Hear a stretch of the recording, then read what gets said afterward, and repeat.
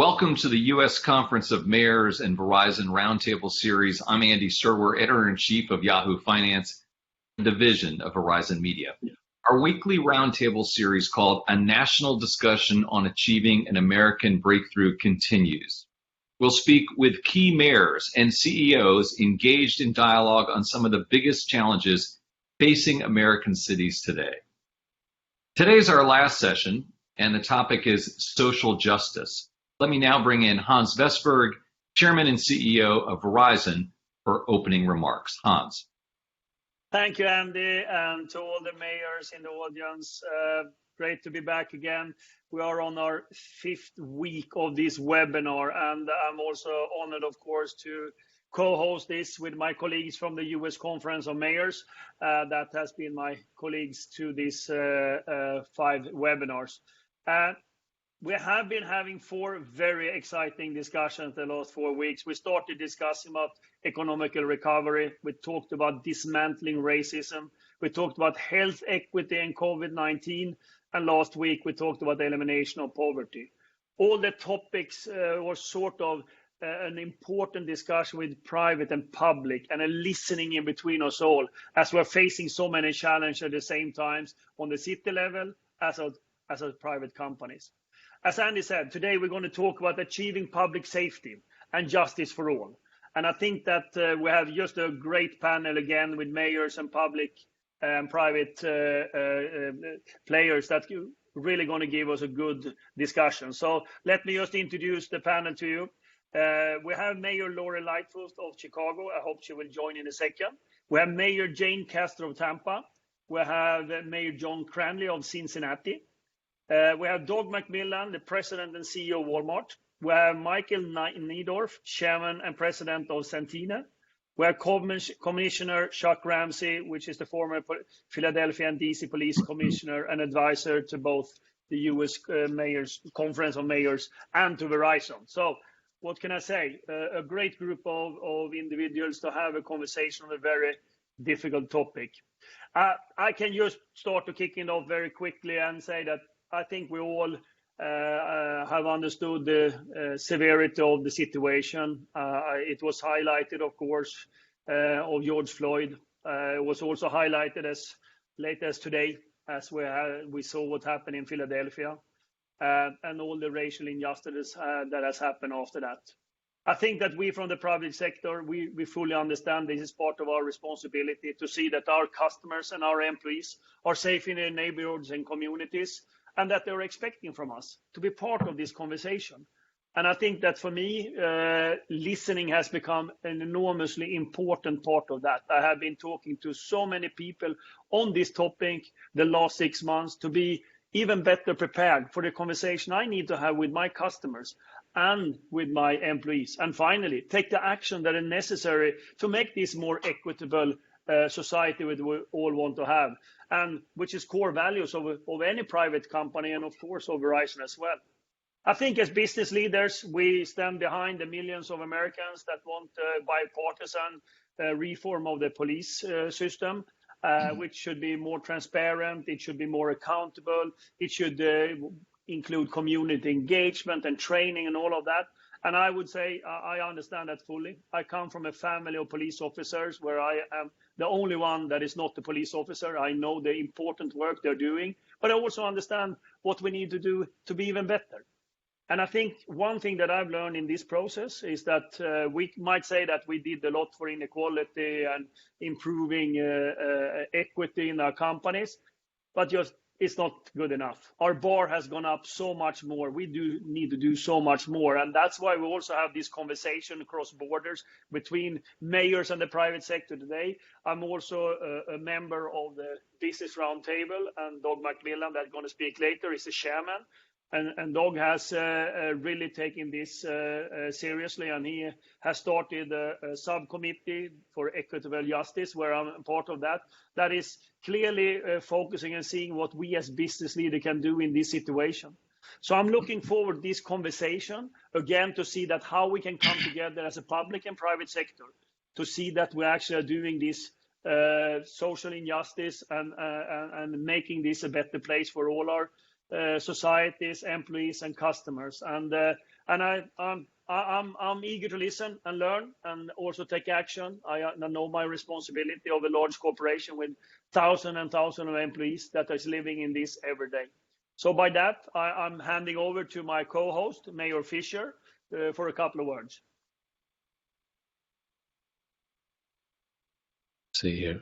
Okay, thank you, Hans, so much. Really appreciate Verizon's sponsorship of this series. As you say, has brought on a lot of important conversations for the country and for everybody listening in. So really want to thank the whole Verizon team for sponsoring this important series of our roundtable discussion, because what we know, folks, is our country is at a crossroads right now. We're 1 week away from what might be the most important election of our time. We say that about every election. I think it's appropriate because elections are about the future.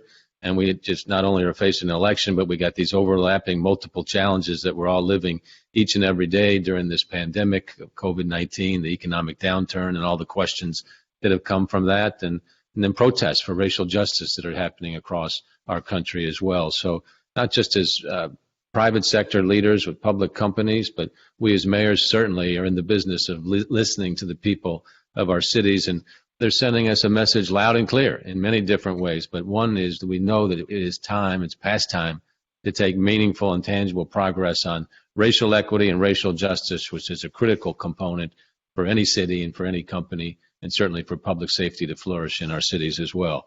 So we call that this year, it's time for an American breakthrough.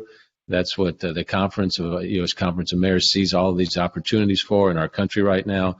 And that's the name of our bipartisan roadmap that's guiding us throughout this year. So some thanks to the mayors that have participated in all 5, Hans, of your working groups that you've so deftly highlighted and produced here over the past 5 weeks. Today, in particular, I want to thank Chicago Mayor Lori Lightfoot and Cincinnati Mayor John Cranley and Tampa Mayor Jane Castor.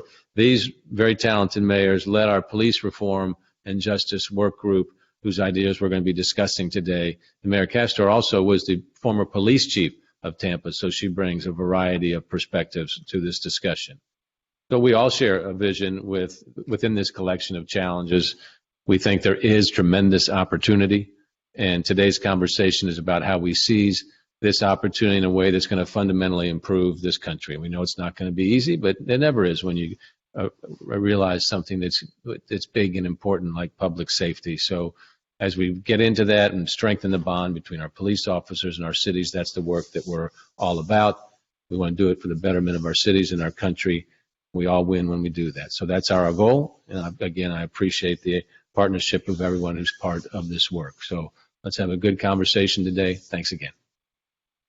Thank you, Mayor Fisher, for opening that. And I hand it back to you, Andy, to moderate this discussion with the panel. Thank you very much, Hans, and thank you, Mayor Fisher, as well. Before we begin, I just want to encourage all the mayors that have joined the webinar to submit questions, which you can do by going to the right-hand side of your screen. Only the mayors who are participating, who are on the webinar, can send in questions. Today's event is also being live streamed on Verizon and the USCM's LinkedIn pages as well. So please share there as well. Hans mentioned the events that are happening or happened recently in Philadelphia overnight. And so I think it would be make the best sense to start with Commissioner Ramsey, who I think Hans mentioned is the former police commissioner of Philadelphia. And so with that, Commissioner Ramsey, I'd like to go to you and ask you if you have any specific perspective on what's occurred there, number one. Number two, what can we do more broadly speaking about these kind of events? And in particular, what role can public-private partnerships or cooperation take in terms of mitigating these types of events? Well, first of all, thank you. I want to certainly acknowledge the Conference of Mayors and Verizon for conducting this series of roundtables. And I think what we've experienced over the last 6 months and even last night in Philadelphia highlights the need for this particular roundtable addressing the issue of public safety.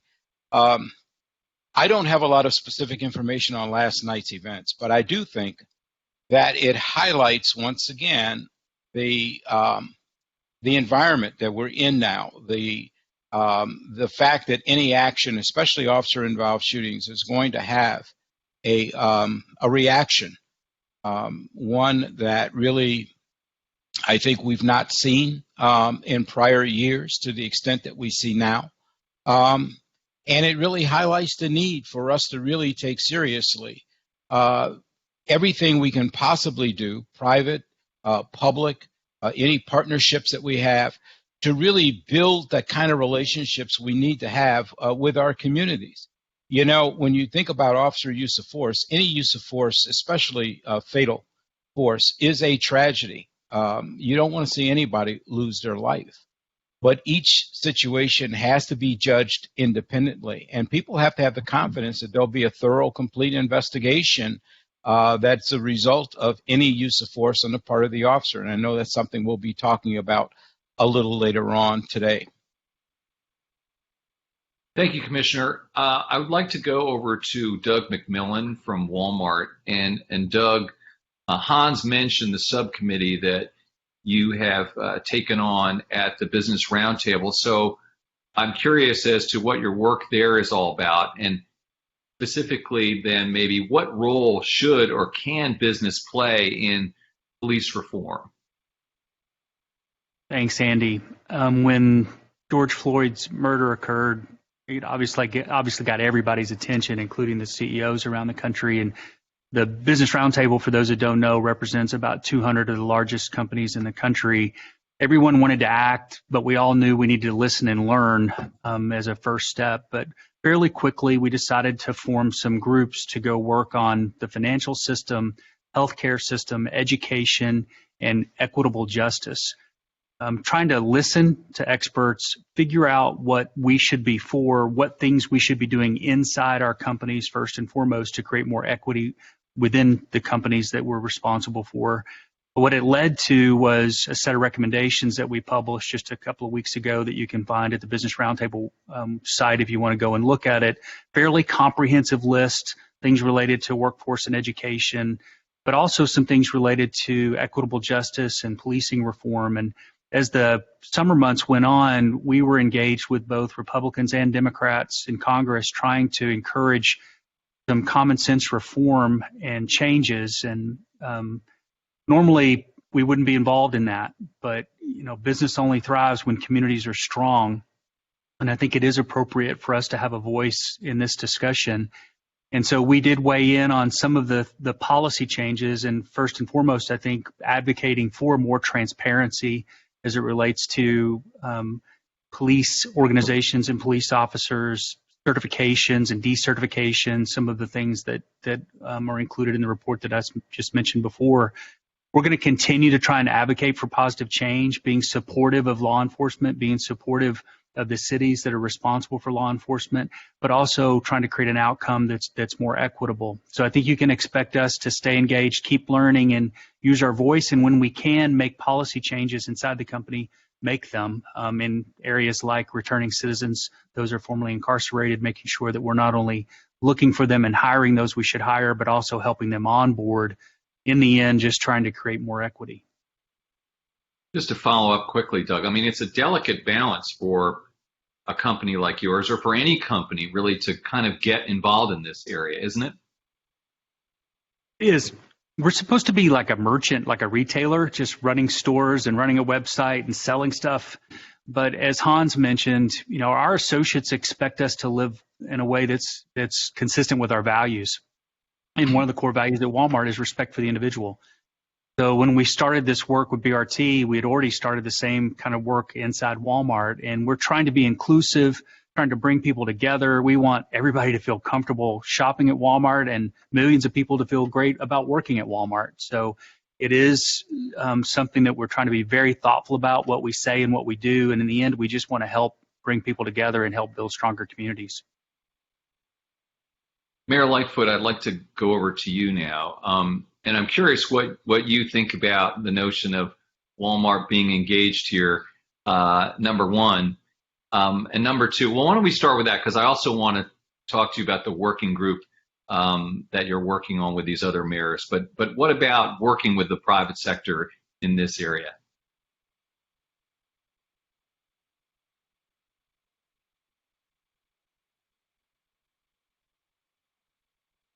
let's see. Are you there, Mayor Lightfoot? Maybe you're muted. Why don't we'll just wait for you maybe to get up to speed with the technology here. Are you there? And why don't we go over to, yeah, okay, maybe you can get someone on your team to help out, Mayor. I'm sorry about that. Why don't we go over to Mayor Castor then and ask you the same kind of question then in terms of the private sector working with you to address some of these issues. I think it's critically important, in every community to ensure that you have those public-private partnerships. And we are all, as residents and citizens, business owners, law enforcement, we are all, taking a deeper look at issues such as bias, law enforcement actions, how the police department actually works. On the positive side of this, I think that the citizens, the majority of our residents, haven't paid much attention to law enforcement in the past. And one of the positive elements will be that individuals are engaged in their police department, understanding what role they play, and helping define that in their particular communities. And private corporations play a very, very large part in that. I always say that the strong foundation of any successful community is safety.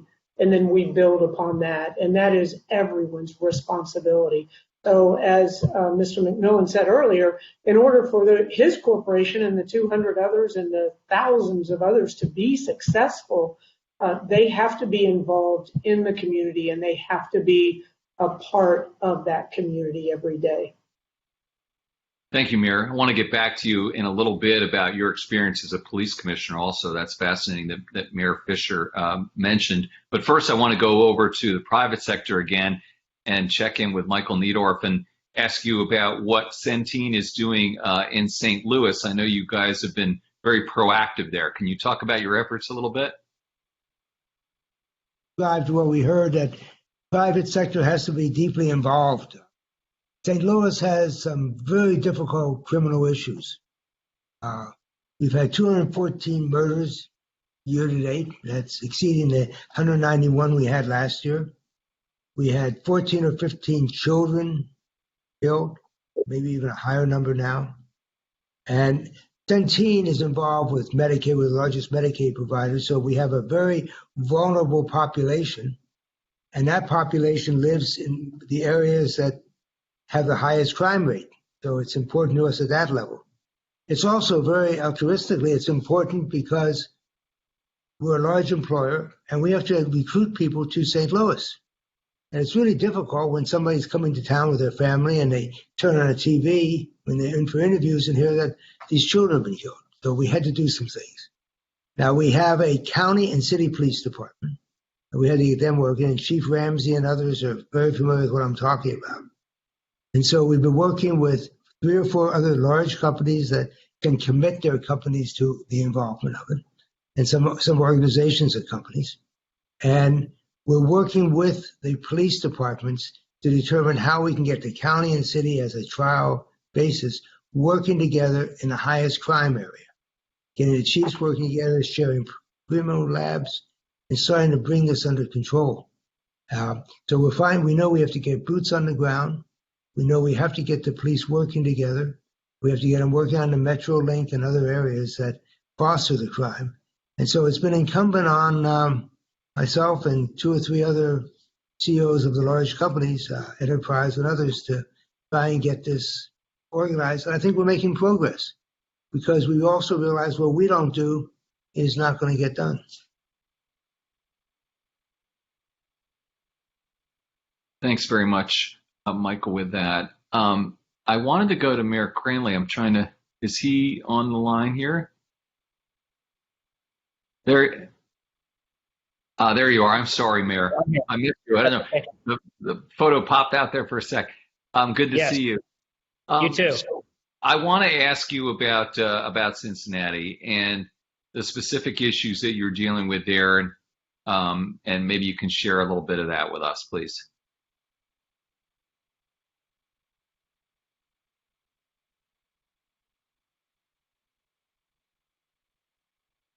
I'm sorry.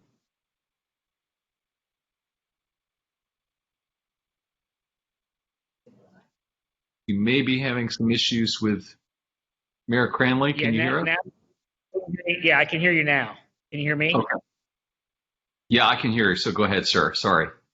Yeah, I'm sorry. Could you repeat the question? Oh, just give us basically a status update of what's going on in Cincinnati in terms of the police and social justice and where things stand right now, sir. Well, Cincinnati had in 2001 a national spotlight shined on us because of a police-involved shooting of an unarmed black teenager that led to several days of rioting, and we were the first city post-Rodney King to have these kinds of disturbances. So I happened to be a 26-year-old city councilman at the time, and so I had a front row seat for this miserable, awful time. And so we've engaged in 20 years of reform. Justice Department came in. We had national boycotts against our city, and so we had to learn our lessons the hard way. And we have dramatically changed our policing in three big areas. One, we changed the use of force. De-escalation is our paradigm, implicit bias training, replacement of using things like batons, tasers, and things of that nature. Two, transparency. We've added in citizens complaint authority and body-worn cameras, which provide enormous deterrence to bad behavior. And, you know, there's a disconnect right now nationally because the bad cases of cop interference are going down because they're exposed. But because they're exposed, it feels like there's more of them. And so we're living through a time right now where the body-worn cameras are really, more than anything else, I think culturally going to reduce some of the worst incidences.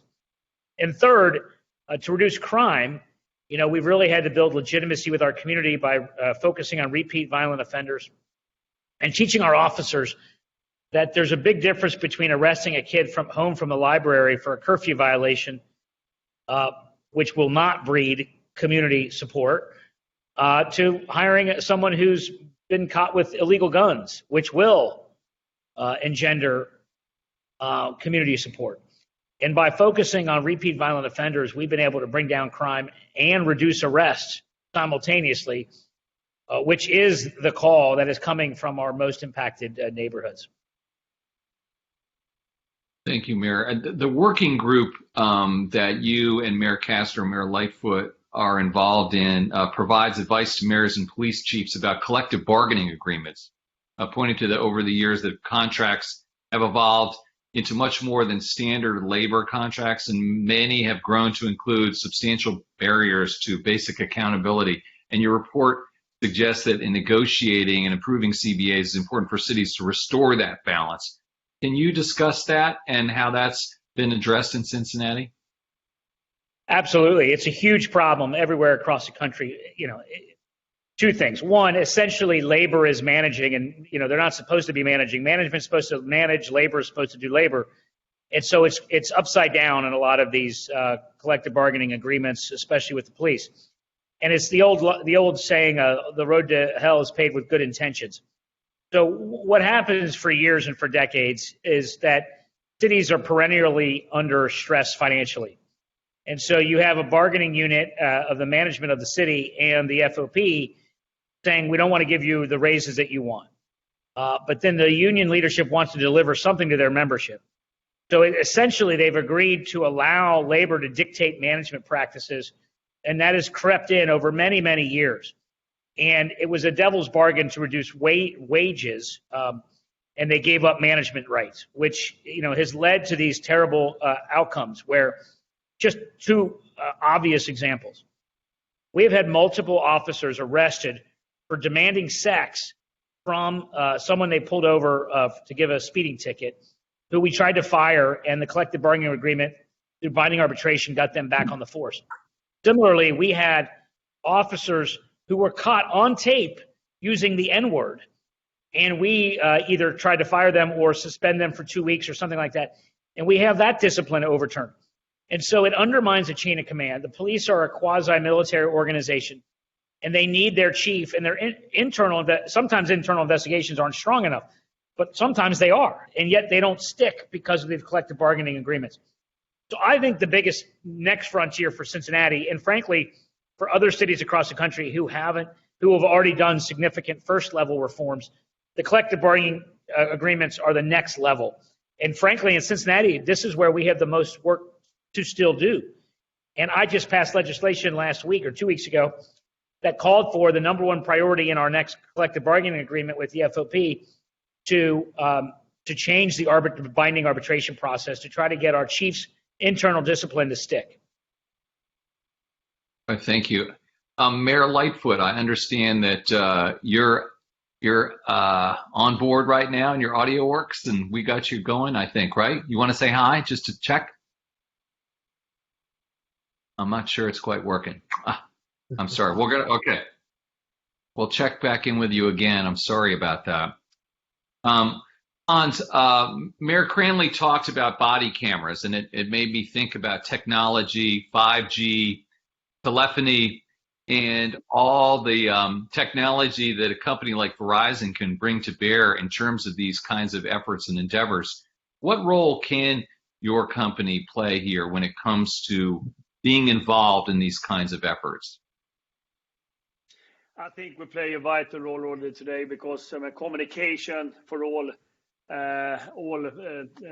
public responders and is of course of essence that the network is working so they can communicate. So I think that is the basic, and I think we have worked with all the different public responders in all the different type of groups, and I think that's important. Secondly, of course, the technology is evolving as well in order to get the right information, but still creating the privacy for the individuals that are involved. And I think that's sort of a way to continue to create transparency as well as accountability, that you, for example, have a cameras, etc. So we know exactly what that has happened, because ultimately we want the police to be able to do their work as well, because we want them to protect our communities. That's no debate about that. But we also need to have the transparency and an understanding for it. And technology, of course, is one of those tools that can be used, and we see more and more of that usage. But ultimately, they start by having communication. So you can speak, you can send data, you can double check, you can get information from the communication. But clearly, new type of devices that are connected, that gives you more information, is of course going to improve the work for the police to make a better policing and increasing the transparency. Thank you. Commissioner Ramsey, Mayor Cranley talked about those contracts, and I'm wondering, there must be a middle ground or way for everyone to work together when it comes to the police and the city getting on the same page, right? I would agree with that. Unions have become far too powerful over the years for a variety of reasons, and it really does get in the way of being able to hold officers accountable. I've experienced it myself in my career. I've had individuals I've had to fire more than once for different offenses. Fire them once and they go to arbitration, get the job back, and then do something else. You have to fire them again.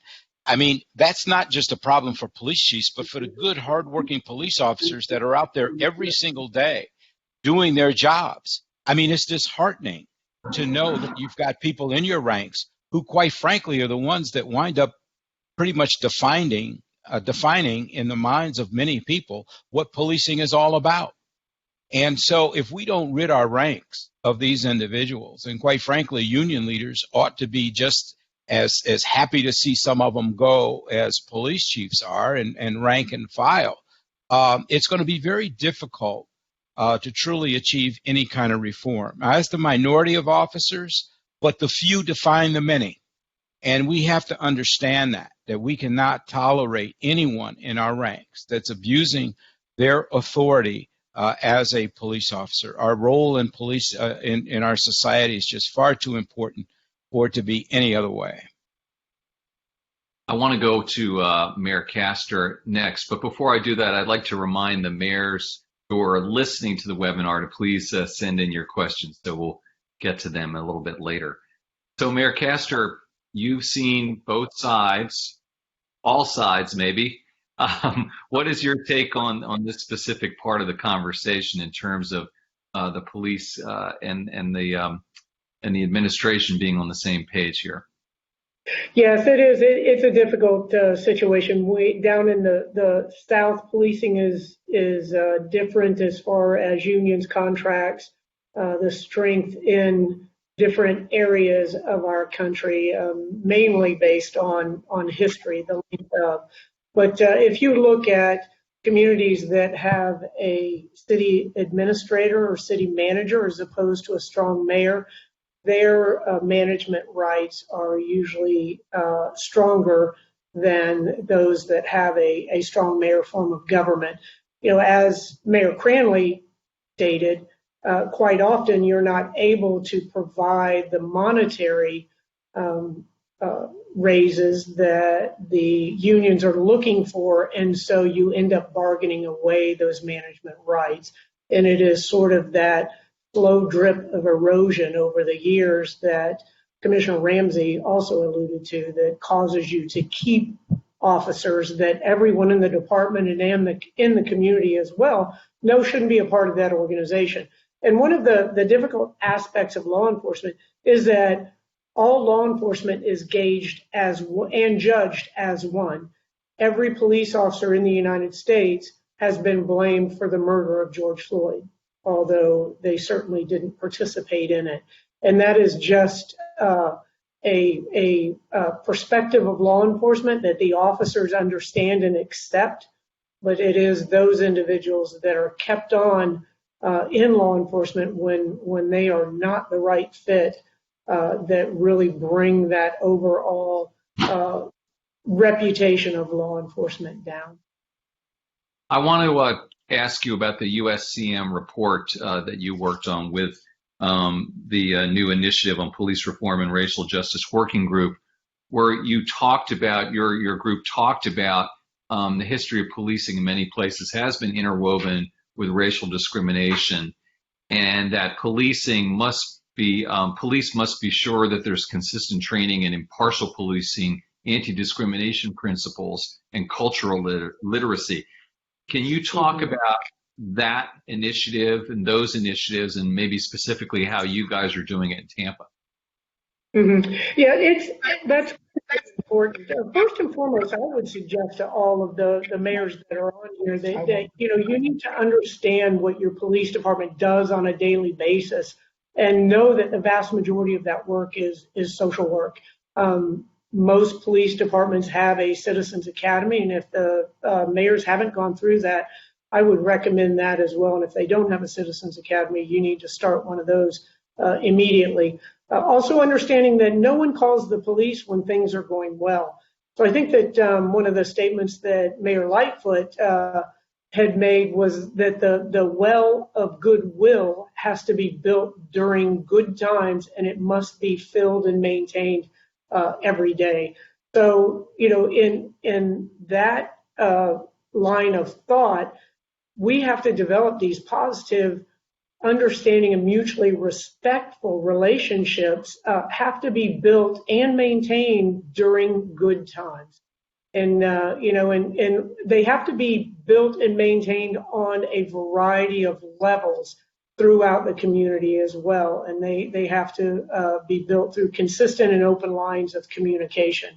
And police departments need to understand that they have to be transparent and honest at all times, especially in today's environment. It's always been critically important, and it is more so today in the current environment. I would always tell communities that when I was a police chief, that there are just over 1,000 police officers in our city, and there are over 400,000 residents. So they would keep crime out of the neighborhood with the police department's help, not the other way around. And so with that in mind, we framed great relationships with the older residents. But what we found after the murder of George Floyd is that we hadn't kept that up, and that we hadn't really cultivated those relationships with the younger generation. So we put together here in Tampa a community police advisory group, and we brought together members of all of the groups, social groups in our community that had been demonstrating. We brought together just a myriad of individuals from throughout the community, and faith groups, just anybody that had a passion in this area, and combined that with law enforcement. We had a series of meetings which resulted in 17 recommendations for our police department that are currently being implemented through a relationship with one of our universities, University of South Florida here. So that was a very positive experience, because really the community needs to define the police department that they want in their city. And I think that's very important. A lot of the programs that can help foster those positive relationships and those open lines of communication, as I said, citizens academies are probably first and foremost. Front porch roll calls, where the police officers that work the neighborhood hold roll call in somebody's front yard or at a business. Saturday morning barber beauty shop conversations. Any of those programs or initiatives that will bring law enforcement and the community together, again, to understand each other and then also build those positive relationships. Clearly, training is incredibly important with the fair and impartial policing. That's important. There are a number of policies, procedures that can be implemented. Great. Thank you, Mayor. I'd like to try more Lightfoot again. I'm told that you're working. Are you working? Let's see. Unmute that. Now. Oh. Can you hear me? Yes. There you go. Third time's a charm. Okay. We're so sorry about that, Mayor, and we're delighted you're able to talk now. So talk up a storm. Tell us what's going on in Chicago. You've obviously had a lot of issues to face there, and you've worked on this report that we've talked about. So the floor is yours. Well, let me go back to the first question that you asked, and I tried to answer, but I wasn't able to. And that was, what's the importance of the relationship with the business community? It's one of our most important relationships. And I just want to commend Doug. Walmart stores were hit very hard in the city of Chicago with the looting that took place here and nationally back at the end of May and the beginning of June. And he stayed with us as an important partner. So what we know is that we have to do a better job, a consistent job, and I think Jane is right. You've got to keep those lines of communication going with all the relevant stakeholders, and clearly the business community is a big part of that at every level. Certainly the major employers in the city are somebody that you've got to be in a regular cadence of conversations with as mayors, as a public safety team, but you also have to make sure that you're listening to the small businesses too. They employ a lot of people directly in neighborhoods. They've got the pulse of the neighborhood. And in some ways, in some neighborhoods where there aren't a lot of assets, those small businesses are like the public square. So they know what's going on. So it's vital to public safety, but it's really also vital to making sure that we're building a better, stronger, safer city because we are engaging with folks, as Jane said, and it's absolutely true, not just in a time of crisis, but building those relationships, those authentic relationships all along the way. This has been a challenging year for all of us, no question about it. But I think all of us as mayors have learned a lot. We've learned a lot about leadership. We've learned about how to manage crisis after crisis after crisis, because that's what the circumstances have demanded. But we also know that we have to lean into valuable partnerships, and the business community is at the top of the list. Thank you, Mayor. And I want to go over to Doug McMillan, because you were just name-checked by Mayor Lightfoot, and in terms of the stores in Chicago being hit, and then you not only committed to opening them, but sort of opening them better than ever and being really firmly committed to that city and to those communities.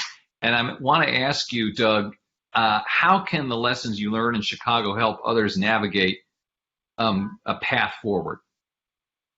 I think we're on the front side of it, but we're excited about working with Mayor Lightfoot, the city's aldermen and alderwomen, and local pastors and other stakeholders to figure out how 8 stores in Chicago proper can become an even more important part of the community and thrive financially, which they have not done historically. So what we decided to do was to invest and lean in, but also ask for help and try to connect with the community in a way that we can get the right advice about what we're selling, what our services are. We're putting in a couple of Walmart health clinics into these facilities, Andy, which we're excited about. We think there's a path here that will create a model for us in urban environments that we can then take to other places. So we've assigned a vice president to manage this area, given him resources. We're going to figure this out, and we're going to figure it out together. And then when we do, we plan to take it to other parts of the U.S. Yeah, that's great. I want to go back to Mike Niedorf and ask you, Mike, about Ferguson, because, boy, that is a town, a city that obviously resonates in this conversation very strongly. And my understanding is that you had a response there, maybe in this sort of same way that Doug had a response in Chicago, but it's obviously your home state.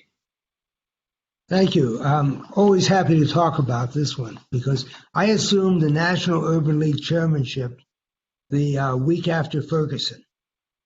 And at my executive committee dinner, they told me what happened at Ferguson could happen in 150 cities in this country. And we decided we had to show them what to do about it. And we learned, it's just what we heard the mayor say, that the small businesses were not going to reopen. And we know that the small businesses are really the lifeblood of a community. They hire a lot of people. So over the Labor Day weekend, we started Friday at 1 in the afternoon, the Friday before Labor Day. The Tuesday following Labor Day, we worked all weekend. We announced that we were going to open a service center that would employ 300 local people. It had a daycare center in it with a STEM room. And did a lot of things of that nature. And it worked, and other industries came and joined us. But I think what was really important was I reserved the right to go in any of our operations unannounced. So I stopped by the facility where they were training people to open up the service center. I said, we're going to have a lot of security across the street. And a couple of people, they called me Mr. Mike. They said, Mr. Mike, no bad apples are getting in there. If we know somebody's a troublemaker, we're going to tell you. They took ownership. The small businesses reopened, and when we had our open house for everyone, it was the small businesses, the bakeries, the restaurants, and others that insisted on catering it for us to show that it was working. They recently elected a new mayor. They have a new police department. We passed legislation that prohibits cities from using traffic tickets in excess of 10% to cover their budget. So we did a lot of corrective things. We put together a manual that I'd welcome to electronically send to anyone of this is what you do to correct it. Property values are going back up. During the recent unrest, while there were demonstrations up there, they were peaceful, and people understand that it's a strong community now. And we're very pleased. It says that things can be done, and it demonstrated what a little effort will do. Thanks, Mike. Hans, over to you. I want to ask you about the Business Roundtable a little bit that you and Doug serve on. Maybe you can take us inside. And I'm just curious what sort of conversations the CEOs have and how willing are CEOs to get involved in this issue? What kind of nuanced conversations took place? Were there some CEOs who said, listen, we shouldn't go near this thing? Were some more willing to do that? Give us some color there, if you could. I think what I've seen, probably been working too many years as CEO, I've seen a tremendous change in the attitude and how many of us are thinking about the responsibility for communities and employees and customers. I would say all of us, I would say, wholeheartedly thought that it was the right idea to be part of this conversation. I think also one learning from me in the business roundtable, which was of course one of the driving factors, was to learn from other companies. What are they doing in this area? Because ultimately, you always need to start with yourself before you tell others to do things differently. And I think that's what Doug has been talking about as well. Let's make a benchmark between all our companies, what we're doing with racial injustice, what we're doing for inclusion, how we work with incarcerated employees. So sharing in between us, that has of course been enormously important for us to learn from others, how they have been doing it in order to live up to the values that we think we should stand for as an employer. So I think in general, very good, but it's important also that we want to come out with bipartisan sort of recommendation that we think that are important for our society. And again, I don't think that a conversation has been that, no, don't even go there. It's more about what are the areas we think that we as business leader we should be part of as for our employees and our customers and our communities. So, and I have to say the Equitable Justice Subcommittee, which has sent out a lot of recommendations, as Doug said, we had a lot of staff working from all the companies to bring in the best of what we're doing together. And hopefully, if we all lift ourselves a little bit from that, that should help our communities and help our employees and customers. Thanks, Hans. I want to go back to Mayor Lightfoot and sort of change subjects here. I don't think it's lost on anyone in the entire United States that we're 7 days away from the election. Thank goodness, meaning at some point this thing will be in the rear view. But I know this has been something that you've touched upon, Mayor Lightfoot, in terms of public safety. And my understanding is you recently led a meeting of mayors and police chiefs on this topic. Can you talk about those concerns and how you are addressing them in Chicago?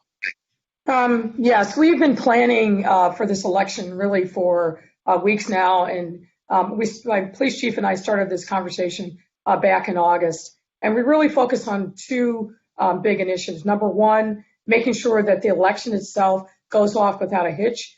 Election integrity, giving voters confidence that they can vote without intimidation, and making sure that their votes will be counted in a timely fashion is a big piece of what we're focused on. Issue two really leans more in the public safety range. You know, you think about 4 years ago, after the election, there was a spontaneous outcry in the streets, mostly peaceful, but given what we've all endured and what we've seen across the country this year, we can't guarantee that any outcry is going to be peaceful. So we think no matter who wins or loses, we've got to be prepared for the worst case scenario. And we've seen really everything in Chicago. Peaceful protests, getting hijacked by vigilantes who come for a fight with the police, criminal robbery crews who are thinking that we're vulnerable and trying to take advantage of it through looting.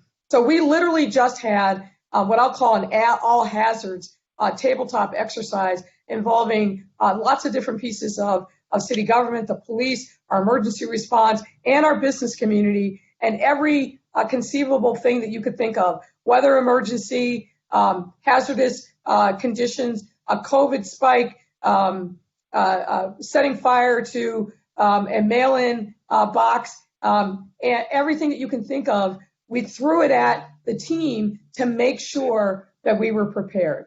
And so the preparation, I can't underscore this enough. You know, one other thing I will say that came out of that recent conversation, you know, we've been focused on making sure that law enforcement is ready, working with our state, federal, and county partners. But I do think, and I credit Vanita Gupta of the Leadership Conference for really raising this point, which is we've got to prepare for de-escalation. The public debate has been so toxic. It doesn't matter what candidate you're supporting. We're talking past each other and not to each other. Those are the kind of things that really undermine the pillars of our democracy. And so I think it's incumbent upon us as mayors, governors, to really try to take back the narrative and really encourage people to be calm, to be peaceful, to de-escalate whatever the political views are, so that we can have an election where the results speak for themselves, where the voters are the ones who make the decisions and not people in our streets. So that is another piece that we're going to be adding to our preparation plans in Chicago. But those two pillars, election integrity, public safety, critically important. Last question, and it's over to Doug McMillan. And Doug, it's a little bit off topic, but just following what Mayor Lightfoot was talking about, which is how is America's largest company, Walmart, preparing for the election in terms of your associates and in terms of customers? Anything special that you guys are looking to do next week, both in terms of safety or store hours or allowing your associates to vote? How are things different next week, Doug? They sound similar in some ways to what Mayor Lightfoot just said. We had a tabletop exercise as well, and certainly think about safety as our top priority. But we are compensating associates to take time off to go and vote, and we've been very repetitive, Andy, in our messaging throughout the entire company to say, please go vote. We're paying you to vote. We're giving you time to vote. Here's how you can vote.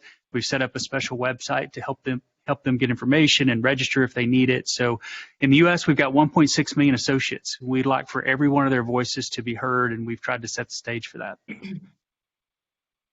Terrific. Great. Well, we'll see. Well, with that, I'd like to bring in Tom Cochran, who joins us now. Mayor Fisher left, and Mayor Tom's in. And we'd like to bring in Tom, the USCM CEO, and Hans Vestberg for closing remarks. I think, Tom, you go first. Well, I just want to reiterate and commend Mayor Lightfoot and the mayor of Tampa and the mayor of Cincinnati for the great work that they did on police reform. And, you know, this was not just a report. Mayor Lightfoot had us working on the weekends, and I've been around a long time. We did some reports, but I want to call your attention to that and also say that Mayor Cranley and others are now implementing already some of the police reforms that we came forth with. So it was a hard, tenacious drive we had to do this. So I just want to say how important that is in the history of the Conference of Mayors. And I have to also give a special shout out to Walmart, because when we formed our Center for Compassion, we went down to Montgomery with Brian Stevenson, the Economic Justice Institute, and formed our Center for Compassion following the Charlottesville disturbances. And Walmart stepped up to the plate, and they were a great sponsor. We've been a friend with Walmart through the years. They've stood up on minimum wage before others did. So thank you, Mr. CEO, for your support. Today, can you believe it? We are having webinars on Friday to discuss whether or not there will be violence and disturbances on Election Day or after Election Day. It's almost like we're in another country. And so you've heard today the police chiefs and others.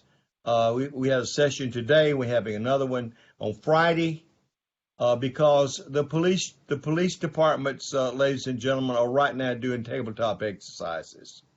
And we have to be very careful, not so much. We're very concerned about guns in voting places. That's a big problem throughout the nation right now. They're having a big problem up in Michigan. But I think we're also concerned about what might happen afterwards. But let me just say this, that, again, I'll say it one more time, wherever we're going to go with the private sector. And I want to thank Verizon one more time for highlighting Mayor Fisher's American Breakthrough. You really stood up. We're looking forward to continuing our relationship with you. And Hans, all of you, thank you so much. And all of you who have participated in the 5 seminars that we've had. Thank you very much. Thank you, Tom, and thank you to all the mayors that has participated, and of course, thank you to the co-host of this event. I mean, I'm not going to try to summarize our conversation today. We have had 5 weeks of very intense discussion, and I see this not as the end of the webinars. I see it as the start. I see it as that we are now starting even more conversation locally between the cities and between the private sector. And that's, of course, of all the companies that has been on these webinars the last 5 weeks. And we are in unprecedented times. Just be clear on that. And no one can achieve and combat those challenges alone. Nor a private company, nor the public sector, nor a mayor or whatever. We just need to work together so our employees, our customers, our communities get a better life, and that we can do together, and we're utterly responsible for that. So I'm just grateful for the conversation we've had these past 5 weeks. I know that my team locally are engaged with many of the majors after this week, discussing and seeing how we can do things more together. And I'm certain that many of the other private companies that has been on these webinars the last 5 weeks are doing the same. So it's important talks in times when you need to listen and learn, because these are things that are evolving, and our responsibility is constantly increasing in the private sector. So I feel fortunate to have been part of these 5 weeks, and I also would like to thank you, Andy, for hosting these 5 weeks and being our moderator in these panels. But ultimately, I would like to thank all the panelists and all the mayors that has made this conversation so important and so rich. So once again, thank you to all of you, and let's see that this is the start of another conversation, not the end of the webinars. Thank you very much. Thank you, everyone, for joining us.